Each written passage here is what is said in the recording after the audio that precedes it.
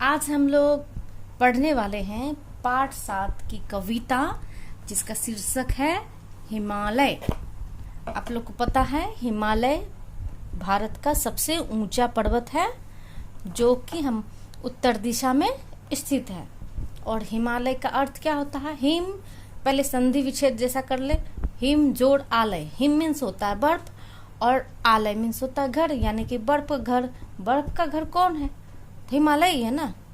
चलिए हम लोग हिमालय की विशेषताओं के बारे में पढ़ते हैं आज।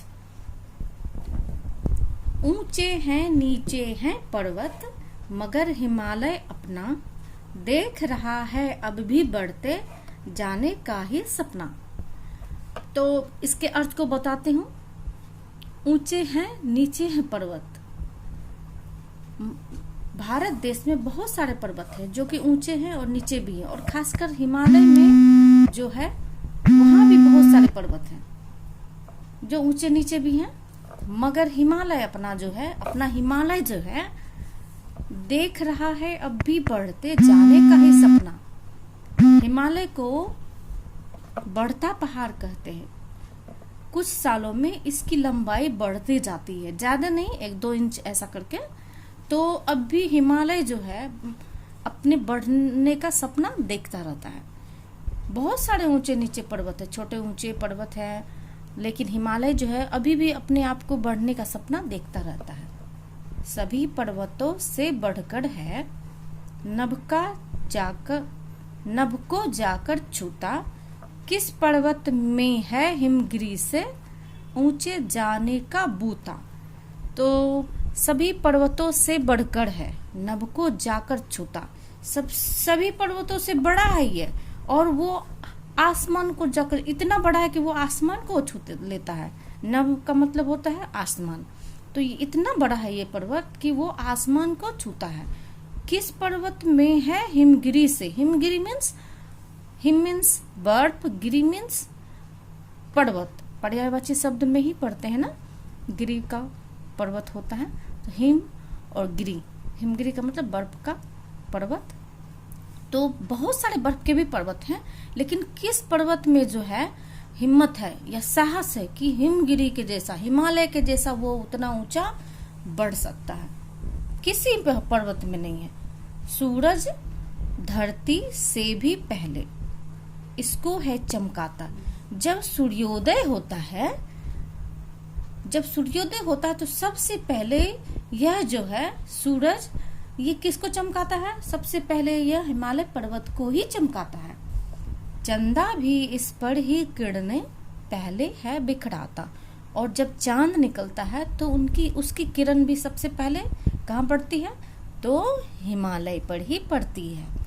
या चंदा की किरणें हो, वो सबसे पहले हिमालय पर ही पड़ती है, क्योंकि ये पर्वत राज है, बहुत ऊंचा पहाड़ है ना, पर्वत है ना।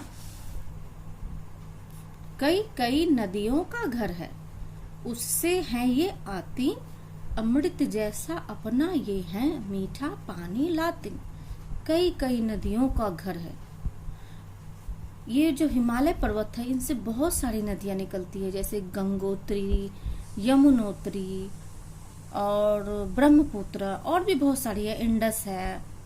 वो सारी नदियां, बहुत सारी नदियां निकलती है। तो इस पर्वत जो है हिमालय पर्वत बहुत सारी नदियों का घर है, और वो नदी से ही अमृत जैसा अपना ये है मीठा पानी लाते। उस नदी से ही हमारे मैदानी भागों में अमृत जैसा, यानी कि जीवन देने वाला जो मीठा पानी है वो आता है हमारे मैदानी भागों में, जो कि हम लोग को पीने योग्य होता है। और हम लोग को जीवन देने का मतलब ये कि जब ये मैदानी भागों में नदी बहती है तो ये इन नदियों का पानी खेती में काम आता है, फसल उगाने में काम आता है, और ये फसल जो है अन्न उपजाने में काम आता है, और ये अन्न ही हमारे जीवन देते हैं ना, हम लोग खाते हैं उन्हें। सुंदर हरियाली को अपने सिर पर धरे हुए है। जैसा कि सबको पता है, बर्फ का तो है ये पहाड़, इस पर्वत बर्फ से आच्छादित है, ये वन से भी आच्छादित है। बर्फ अगर ढका हुआ है तो वन भी होता है। यहाँ अनेक प्रकार के पेड़ होते हैं जंगलों में। देवदार होते हैं, चीड़ के होते हैं, केदार के पेड़ होते हैं।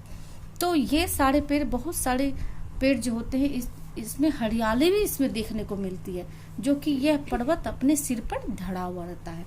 जाने कितने गुण पर्वत अपने में भरे हुए हैं।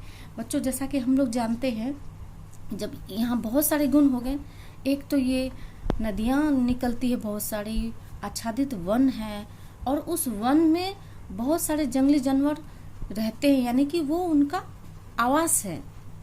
और दूसरी बहुत सारी औषधियाँ भी कहाँ प्राप्त होती है? हिमालयों में, है ना। तो बहुत सारा गुण लिए हुए है ये हिमालय।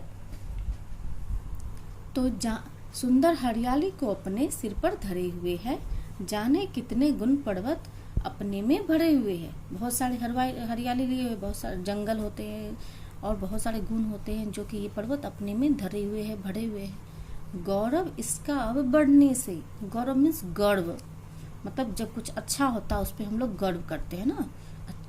तो वही, ये इतनी सारे गुण हैं तो इस पे हम लोगों को तो गर्व होगा ही। अब ये गर्व क्या रुक सकता है? नहीं। गौरव इसका अब बढ़ने से कभी न रुकने वाला, अब ये गौरव कभी नहीं रुकेगा। भारत का यह ऊंचा मस्तक कभी न झुकने वाला। और भारत में ये पहाड़ जो है, पर्वत जो हिमालय, इसमें इतने गुण से भरे पड़े हैं जो कि ये जो है भारत के मस्तक को कभी नहीं झुकने देगा। तो बच्चों, आप लोगों को ये कविता तो समझ में आ गया होगा, कविता का अर्थ भी समझ में आ गया होगा। देखिए, इनके रचयिता हैं श्री प्रसाद। हिमालय कविता के रचयिता कौन है? श्री प्रसाद। आप लोग इस कविता को अच्छे से लर्न कर लेना।